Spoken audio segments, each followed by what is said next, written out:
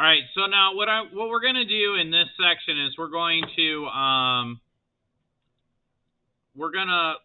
look at graphs. So graphs, let me back up for a second and explain what math is used for in the real world. One of the questions that I get all the time from students when I give them something hard or challenging, they say, Mr. Adams, when am I going to use this in the real world? And the truth is we use math for everything. Everything. And the way that we use math is not necessarily the way that we teach it. In other words, we have to give you the building blocks, the foundation of what math is, so that you could use it the way that we use it in the real world. And the way we use it in the real world is we actually collect data on things. We measure things, and then we look for patterns of behavior.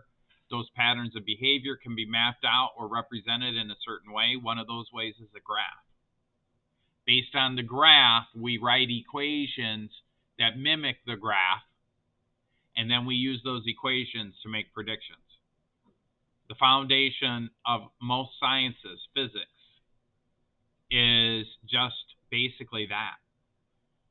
Sir Isaac Newton dropped a bunch of stuff and said, well, gravity exists, and then he measured how quickly stuff fell. And then they measured how things fell. They measured how long it took the sun, and over time, they developed all these sciences. But really, they're just equations that represent predictions of different things that we see, things that we measure. And it started with graphs. So we're going to learn how to read a graph. And then we'll eventually, at some point in time before you finish high school, learn how to make the equations and how to make the predictions. I can shoot a bullet, and based on the initial velocity of the bullet, I can tell you how far that bullet will travel. I can tell you exactly where it'll land. I can shoot a satellite into space and know exactly how much thrust I need to overcome Earth's gravitational pull. I know how high the satellite needs to be and what speed the satellite needs to operate at so it maintains an orbit around the Earth. I know exactly how fast a plane needs to be, the angle of its wings, so that it can fly. I know how to calculate how much electricity is needed to charge a transistor to make a computer processor work. I know how many processors need to be in a computer. All of this is mathematics. All of these things started off as graphs and have gone far beyond the graphs that they started from. Okay. So anyways, we have a graph here that says a roller coaster park is open from May to October each year. The graph shows the number of park visitors over its season.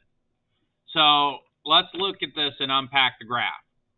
So it says the time is measured in months. Remember, Mr. Adams said time is almost always the independent variable X. The number of visitors is usually the other thing that we're measuring. And so what are your observations about this graph?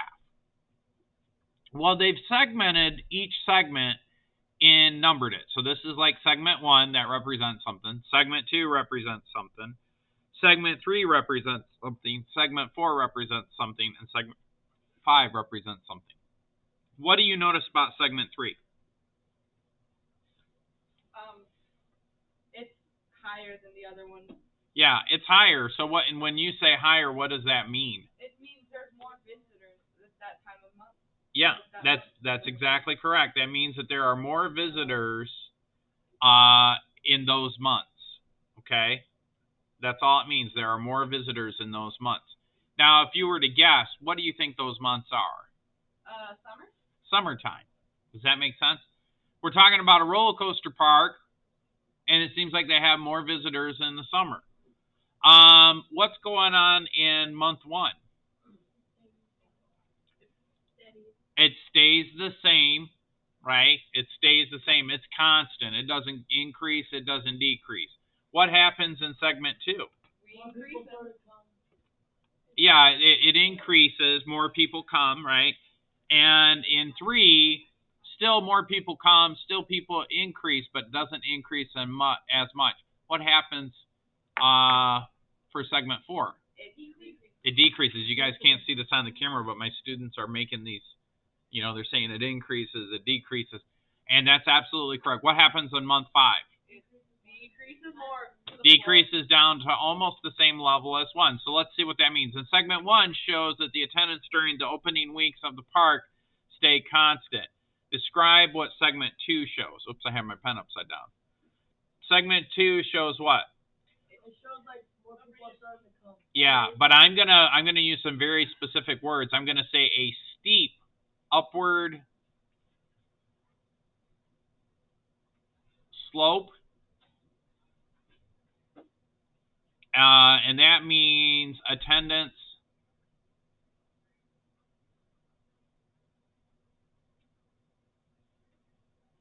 rises. And I'm going to add one more word to that, quickly. The steeper the slope, the more quickly it increases.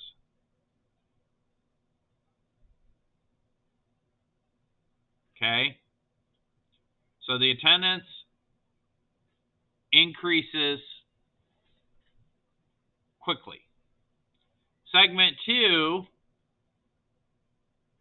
it says based on the time frame, give a possible explanation for the change in attendance between segment represented by segment 2. How about, so a roller coaster park might open in April, right? It's warm enough. What do you think? And so let's look at this. Let's assume, yeah, let's assume maybe this is June. What does June represent? Yeah, summer break. That's one example. And what do the kids want to do on summer break? Do stuff. Go do stuff, right? Summer break from school. So a lot of kids are available to go to these parks. Now, their parents have to take them. I know that when I teach physics, that says from school. I know that's poor handwriting, but I know I tend to take math and physics students to Six Flags towards the end of the school year, usually like a week before final exams or something. I don't know. We might do that. Do we get to do physics? Well, they have a math day. I don't know. We can talk about that later as we get closer to it. But the point is, that is the beginning of summer break. Now, which segments in the graph have a decrease in attendance? And then explain what it might be. Yeah, 4 and 5. So we'll say, first of all, we'll say segments 4 and 5. And the decrease might be the end of summer break.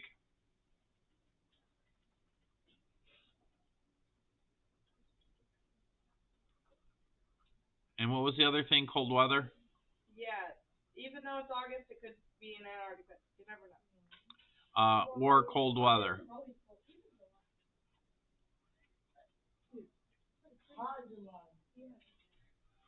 Okay, now lastly, guys, stay focused.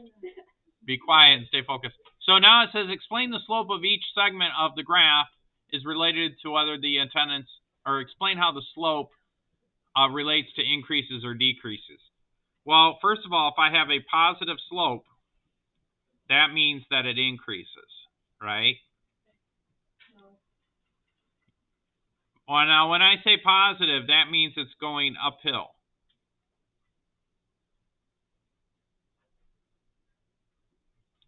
Now, if I have a negative slope, that means it decreases.